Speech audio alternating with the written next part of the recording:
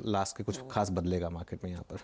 देखते हैं क्या स्थिति उभर कर आती है, लेकिन वाकई में अब तो मार्केट नीचे नीचे और भी सरकता हुआ अब 150 पॉइंट की गिरावट की तरफ निफ्टी बैंक फिसल रहा है और 18,100 एक बार फिर से चैलेंज होने के आसार बनते हुए दिखाई दे रहे हैं निफ्टी पर। वीरो आफ्टरनून, कल एक्सपायरी का दिन और उससे पहले रोल ओवर का डेटा आई एम श्योर आपने खंगाल लिया है, कुछ प्रॉमिसिंग दिख रहा है? It's all IT Harshita. Good afternoon. और आपकी स्क्रीन पर आप देखिए, मैं शुरुआत आईटी से करूंगा और यहाँ पे मिड कैप आईटी और आप देखें आज रोल ओवर्स की शीट को लीड कर रहा है। LTTS 72%, कोफोर्ज 66, एम्फेसिस 66, परसिस्टेंट 62, पूरा का पूरा अगर आप देखें आईटी जिसमें काफ़ी स्ट्रॉन्ग अगर आप देखें पहले शॉर्ट कवरिंग विटनेस हुई और अब अगर आप देखें काफ़ी फ्रेश लॉन्ग एडिशन फरवरी के कॉन्ट्रैक्ट में है, प्लस रोल ओवर काफ़ी स्ट्रॉन्ग है इन सभी मिड कैप आईटी में। लार्ज कैप आईटी में 65% विप्रो और इन्फोसिस 61%। यहाँ पे अगर आप देखें करीब 65-61% रोल ओवर है, लेकिन सबसे अगर आप देखें स्ट्रॉन्ग रोल ओवर्स अगर कहीं पर लॉन्ग साइड में है तो वो है आईटी। फिर अगर आप टेक्सटाइल स्पेस में आए तो ABFRL ट्रेंड जो कि इस हफ्ते पुल बैक मोड में रहा, यहाँ पे रोल ओवर्स थोड़े से पिकअप हुए हैं और एक ABFRL 63% रोल ओवर। ऑटो में इस बार लीड कर रहा है पूरे रोल ओवर्स को टाटा मोटर्स, अगेन अपने 200 एक्सपोनेंशियल मूव्स को टेस्ट करता हुआ स्टॉक 62%, बालकृष्ण 74, अशोक लेलैंड 62%। दो स्टॉक्स में पिछले एक सेशन में रोल ओवर्स काफी पिकअप हुए हैं और वो है हीरो मोटोकॉर्प, बजाज ऑटो। दोनों ही स्टॉक्स में कल भी स्ट्रेंथ थी और आज भी अगर आप देखें रोल ओवर्स यहाँ पिकअप हुए हैं।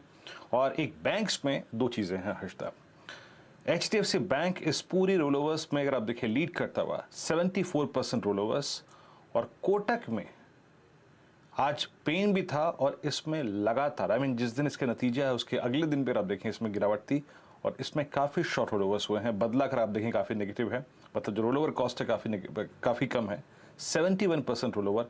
कोटक में काफ़ी शॉर्ट रोल ओवर विटनेस किया जा रहा है। अनुज ओके वीरू, शुक्रिया। तो अब हर्षिता के पास चलते हैं और एक बार जरा जान लेते हैं आज के ट्रेंडिंग स्टॉक्स। हर्षिता। जी हाँ Anuj, in fact across the board sell side की पोजीशंस है, लेकिन आज कुछ दूसरे स्टॉक्स आपको दिखाते हैं जो मार्केट को शायद सपोर्ट कर रहे हो। तेजी वाले ट्रेड्स पहले लेकर आइएगा, थोड़ा सा मूड चेंज करने की कोशिश यहाँ पर। आज ऑटो कंपनियों में आप ध्यान दीजिएगा, जोर देखने को मिला है। मारुति की अगुवाई में ये तेजी आती हुई दिखाई दी है ऑटो इंडेक्स में, तो मारुति टॉप ट्रेडेड काउंटर है आज का। कल टाटा मोटर्स के नंबर्स आने वाले हैं तो उसमें भी लगभग 3% तक की तेजी आ गई। मारुति के अच्छे नतीजे देखकर तो उम्मीद बढ़ गई है कि टाटा मोटर्स का भी प्रदर्शन शायद बेहतर हो, तो वहां पर हमने देखा एंटिसिपेशन में अच्छी खासी तेजी आती हुई 3% ऊपर ये काउंटर। और वहां पर बजाज ऑटो जो अपने नतीजे भी पेश करने वाला है तो उधर भी करीब 1% तक के गेन्स देखने को मिले हैं।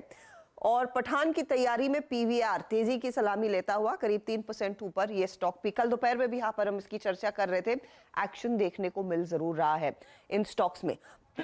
मंदी वाले ट्रेड्स आप देखेंगे तो आज ग्रासिम जैसे स्टॉक्स है जहां पर हमने देखा दबाव।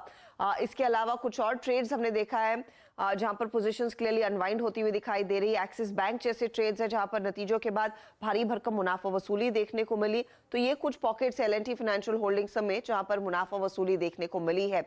तो ये कुछ स्टॉक्स जहां पर हमने देखा है दबाव बनता दिखाई दिया है, लेकिन इस बीच फोकस डिफेंस कंपनियों पर होना चाहिए क्योंकि इस समय जो बिग ब्रेकिंग आपकी स्क्रीन पर दिख रही है वो इसी सेक्टर से जुड़ी हुई है। सरकार दरअसल तैयारी कर रही है बजट की और इस बजट की तैयारी में अनुमान यही लगाया जा रहा है और सूत्रों के हवाले से यही इंफॉर्मेशन मिल रही है कि सरकार डिफेंस सेक्टर में और भी इंडिजीनियस प्रोडक्ट्स पर फोकस करती हुई दिखाई देगी, यानी कि आत्मनिर्भर बनाने पर ज्यादा फोकस रहेगा। आपको याद होगा बड़े पैमाने पर DAC डिफेंस एक्विजिशन काउंसिल ने अब तक जो भी ऑर्डर दिए हैं या फिर जो प्रोक्योरमेंट की लिस्ट सामने रखी है उसमें साफ कहा जाता था कि देखिए आपको इसमें से मेजॉरिटी जो प्रोडक्ट्स हैं डिफेंस इक्विपमेंट बनाने वाले काम हो या फिर आर्टिलरी हो, उन सब पर फोकस इंडिजीनियस कंपनियों पर रहेगा, यानी कि भारत में जो कंपनियां प्रोड्यूस कर रही हैं उन्हीं से खरीदा जाए सामान। अब 10 से 15% की बढ़ोतरी संभव है उस पर्टिकुलर ब्रैकेट में। लक्ष्मण हमारे साथ जुड़ गए, हमारे economic policy editor. Lakshman, defence को लेकर अच्छा खासा थ्रस्ट पिछले 2 सालों में सरकार ने दिया है, खास तौर से इस आत्मनिर्भर भारत की पॉलिसी के तहत। बताइए बजट में और क्या कुछ प्रावधान आ सकते हैं और बूस्ट देने के लिए? देखिए, जो मुझे सूत्रों से जानकारी मिली है उसके मुताबिक डिफेंस सेक्टर का जो आवंटन होता है, बजट का आवंटन होता है, उसमें और ज़्यादा बढ़ोतरी यहाँ पे बजट में होती हुई आपको दिख सकती है। लेकिन ये जो बढ़ोतरी है इसका फोकस अलग रहने वाला है। इसका फोकस खास तौर से रहने वाला है कि कैसे डिफेंस के मामले में आत्मनिर्भर हम बने। आत्मनिर्भर की बात आपने जैसा कि कहा शुरू में कि कई सालों से चल रही है, लेकिन अब सरकार यहाँ पे आत्मनिर्भरता से एक कदम और आगे बढ़ना चाहती है। सिर्फ आत्मनिर्भर ही ना बने बल्कि हम एक्सपोर्ट भी करने लगे। कई सारे देशों में अब डिफेंस इक्विपमेंट अच्छे खासे एक्सपोर्ट हो रहे हैं और इस वजह से बजट आवंटन 10 से 15% बढ़ सकता है। ये जो बजट आवंटन बढ़ेगा उसके खास मकसद होंगे। पहली बात तो ये कि हम रिसर्च एंड डेवलपमेंट पर खास फोकस करेंगे। दूसरी बात कि नई जो तकनीक आ रही है, टेक्नोलॉजी पर आधारित जो डिफेंस इक्विपमेंट है उसके उत्पादन पर बढ़ावा पर जोर दिया जाएगा। और जो मुख्य तौर पर डिफेंस के इक्विपमेंट होते हैं जो हम लोग इंपोर्ट करते हैं उसकी लिस्ट सरकार ने 4 लिस्ट पहले ही जारी कर चुकी है।